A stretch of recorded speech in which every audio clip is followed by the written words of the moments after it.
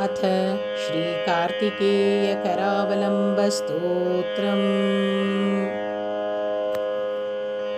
ओङ्काररूपशरणाश्रय शर्वसूनो सिङ्गारवेलसकलेश्वर दीनबन्धो सन्तापनाशन सनातन शक्तिहस्त श्रीकार्तिकेय मम देहि करावलम्बम्।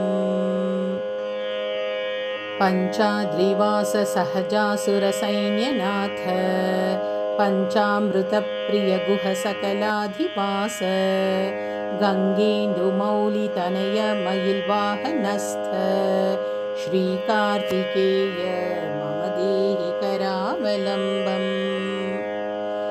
आपद्विनाशककुमारकचारुमूर्ते तापत्रयान्तकदयापरतारकारे आर्ताभयप्रदगुणत्रयभव्यराशे श्रीकार्तिकेय मम देहि करावलम्बम्।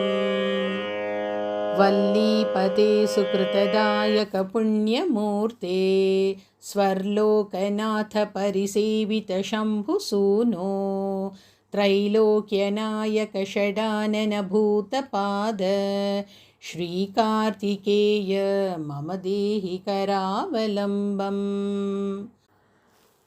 ज्ञानस्वरूप सकलात्मक वेदवेद्य ज्ञानप्रियाखिलदुरन्तमहावनग्ने दीनवनप्रियनिरमयदानसिन्धो श्रीकार्तिकेय मम देहि करावलम्बम्।